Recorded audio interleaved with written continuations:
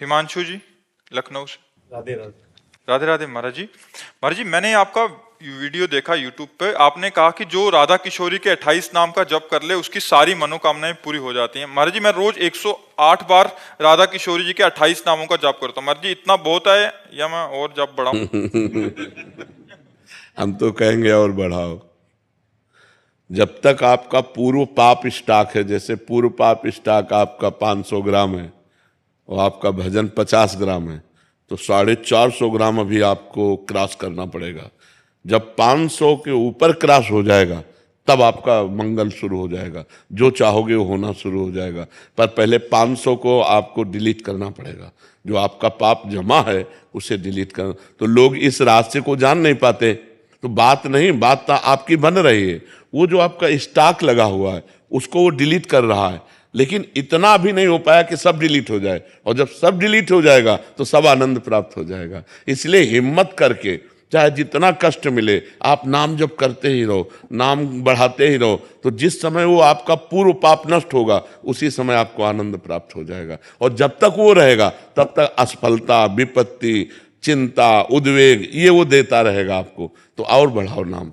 जब खाली समय में रहो तो बस क्या, राधा रासे श्री रम्या कृष्ण मंत्र, हाँ, हर सब शुरू करते रहो। ठीक है, बहुत उत्तम बात है, बहुत सिद्ध बात है वो। ये 28 नाम राधा किशोरी को जो जपता है, सिद्ध बात है। वो मरेगा तो भगवान को प्राप्त होगा और जीवित में सारी कामनाएं उसकी पूर्ण होंगी, पर पहले पाप नष्ट होना चाहिए। अब वो कितना स्टॉक अपने को पता नहीं है ना, अपने पूर्व के पापों का स्टॉक कितना है अपने को तो पता नहीं, लेकिन नाम जब करते रहे वो नष्ट हो जाएगा तब हमारा मंगल शुरू हो जाएगा। आज मान लो आज शरीर छूट गया तो जितने नाम जप किए ये आपके अविनाशी जमा है, वो आपका मंगल करेंगे, वो आपका उत्थान करेंगे, वो आपकी उन्नति करेंगे। अगला जन्म आपका बहुत आनंदमय होगा। तो इसमें घाटा तो है ही नहीं। अच्छा, पैसा लगता नहीं, आराम से जबान केवल घुमानी है, धीरे धीरे धीरे धीरे नाम जप बढ़ाते चले जाओ, जहां पाप नष्ट हो गए आनंद आ जाएगा। महाराज जी, आप जिन कार्यों के लिए मना करते हैं वो सारे कार्य मैंने किए हैं, आपकी कृपा से 2 साल से बंद कर दिए हैं। महाराज जी, बस ये पूछना चाहते हैं कि हम जैसे नीच का अभी भी उद्धार हो सकता है नाम जप से? बिल्कुल बिल्कुल। अब लो नशानी अब ना नशे हो। यदि हम अंदर से सोच लें कि अब जैसे आपने कहा 2 वर्ष से आपने छोड़ दिया, अब नाम जप करें तो नाम जप के प्रभाव से पूर्व सारे पाप नष्ट हो जाते हैं। पर अगर हम पुनरावृत्ति करेंगे तो फिर ठीक नहीं रहेगा। अब लो नशानी अब ना नशे हो, आज तक किया अब नहीं करेंगे, ये बहुत उत्तम बात है। भगवान क्षमा कर देंगे। अहम तो हम सर्व पापेभ्यो मोक्षयिष्यामि मा शुचा, मैं तुम्हें समस्त पापों से मुक्त कर पवित्र कर दूंगा, भगवान कह रहे हैं। अब भगवान की शरण में हो जाओ और नाम जप करो और अच्छे आचरण करो। नहीं, हाँ, अच्छे आचरणों से हमारा आगे भविष्य जो होगा वो बड़ा सुख में होगा, और बुरे आचरणों से भविष्य दुख में हो जाता है, बड़ा कष्ट में। ऐसे ऐसे कष्ट हैं कि लोग मृत्यु मनाते हैं कि मैं मर जाऊं तो अच्छा, लेकिन मरते नहीं, भोगना पड़ता है। इसलिए हम पाप कर्मों से डरें कि हमारा जीवन, और गलती सबसे हो जाती है, आपसे ही नहीं, हर व्यक्ति से गलती हो जाती है। लेकिन गलती का सुधार करना हमारे मानव जीवन का कर्तव्य है कि जो हमसे गलती हो गई अब पुनरावृत्ति नहीं होगी। अब लो नशानी अब ना नशे हो। जी। संदीप ग्रेवाल जी, श्री हरिवंश। महाराज जी, मेरा प्रश्न है कि प्रभु कृपा से मुझे शास्त्रों के स्वाध्याय में रुचि है, जिसके चलते मैंने समस्त पुराण व साधक संजीवनी, भक्तमाल, गर्ग संहिता, रामचरितमानस आदि शास्त्र ले रखे हैं, किंतु शास्त्र स्वाध्याय के समय नाम जब छूट जाता है। नाम वो एक ही बात है, लेकिन शास्त्र स्वाध्याय का फल है भगवत प्राप्ति। वो अपने आप में पूर्ण पवित्रता हृदय को प्रदान करता है शास्त्र स्वाध्याय। तो उसको एकाग्रता पूर्वक कीजिए तो उसमें भगवान का यश है, भगवान की महिमा है, भगवत प्राप्ति का सिद्धांत है। इसलिए उस समय नाम जप छूट जाना एकाग्रता के कारण स्वाभाविक है, पर वो भी नाम जप के समान ही है। जो शास्त्र स्वाध्याय है, हम जैसे पढ़ रहे हैं तो भगवान के पावन चरित्र है ना, तो भगवान का नाम, भगवान का रूप, भगवान की लीला, भगवान का धाम, ये सब भगवत स्वरूप हैं। तो शास्त्र भी तो भगवत स्वरूप हैं। जब हम भगवत स्वरूप शास्त्रों का स्वाध्याय कर रहे हैं तो हमारे अंदर भगवान का भाव ही तो जागृत हो रहा है। इसलिए उसमें ये नहीं है कि नाम छूट गया तो अब हमको परेशानी हो, ऐसा नहीं होना चाहिए। आगे चल करके फिर स्वाध्याय में रुचि नहीं रह जाएगी। जैसे जैसे तुम्हारी एकाग्रता भजन में बनती जाएगी वैसे शास्त्र स्वाध्याय से रुचि हटती जाएगी, क्योंकि सबका फल है भजन। सब साधन, सब शास्त्र एक ही बात कह रहे हैं, संसार का चिंतन छूटे और भगवान का निरंतर चले। तो अभी तो प्रारंभ में तो बहुत अच्छा है शास्त्र स्वाध्याय करना, फिर धीरे धीरे समिट जाना चाहिए। जो अपना इष्ट ग्रंथ है उसको थोड़ा स्वाध्याय कर लिया, बकाया 24 घंटे नाम जप में हर समय कार्य करते हुए, बैठते हुए, उठते हुए नाम जप के द्वारा ही भगवत प्राप्ति होगी। अगर 18 पुराण कंठस्थ हो, चारों वेद कंठस्थ हो और उसकी भजन में रुचि ना हो तो पुण्यात्मा हो गया लेकिन महात्मा नहीं हुआ, भगवत प्राप्ति उसे नहीं हो सकती। सब शास्त्रों का फल है निरंतर भगवान का नाम जप होना। तो कुछ समय शास्त्रों में दे, हर समय भजन साधन में लगा रहे। मेहुल जी, राधे राधे राधे महाराज जी। महाराज जी, कभी कभी सत्व गुण में और कभी कभी रजोगुण में जीता हूँ। जब भोगता हूँ तो मजा आता है, फिर अफसोस होता है सब बर्बादी कर दी। सतोगुण में रहने के लिए ज्यादा से ज्यादा मैं क्या करूँ महाराज जी? वैसे भोगों में मजा आता है, मुझे तो ये बात बस जैसे नशे में आदमी शराबी नाली में पड़ा मजा लेता है, उसको मजा लगता है।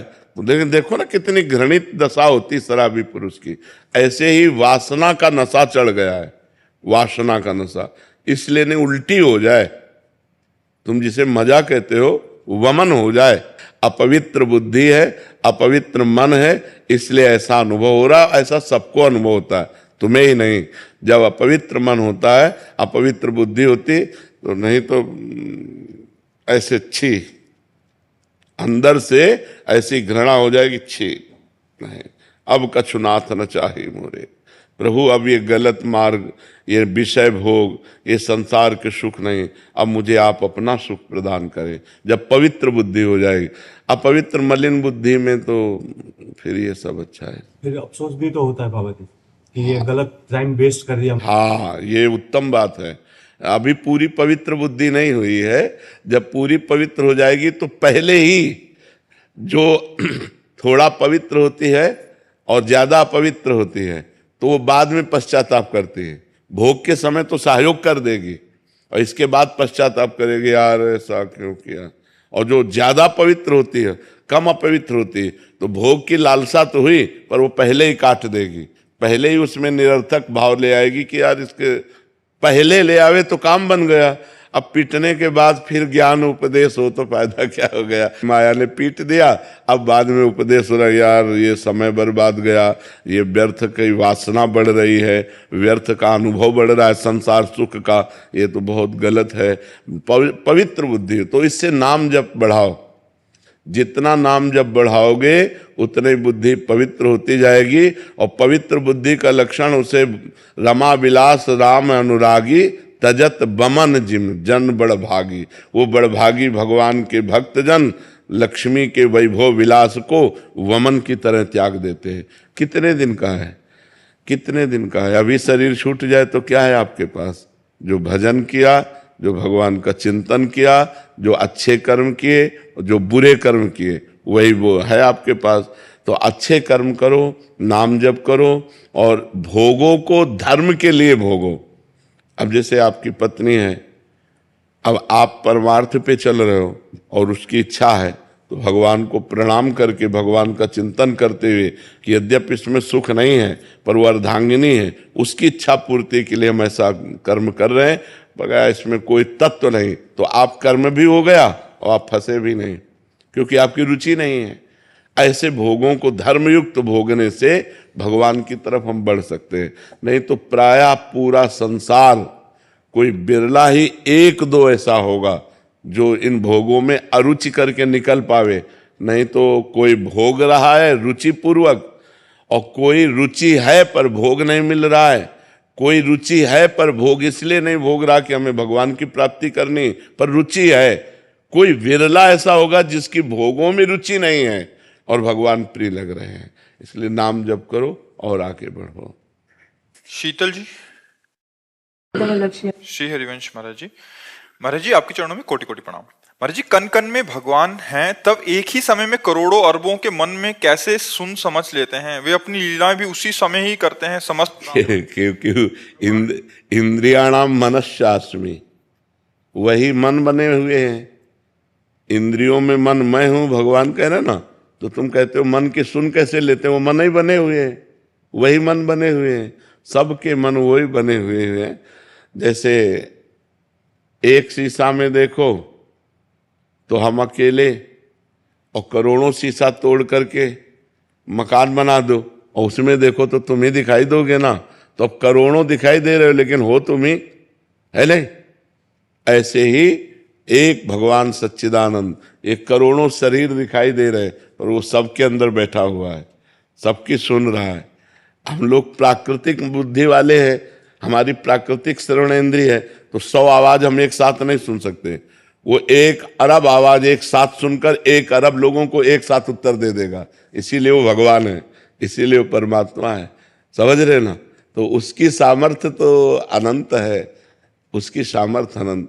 वो अंगुली से सुन सकते हैं, जबकि अंगुली में श्रवणेंद्रिय थोड़ी त्वगेंद्रिय है, वो अंगुली से सुन सकते हैं। वो कान से खा सकते हैं, वो पैर से सूंघ सकते हैं।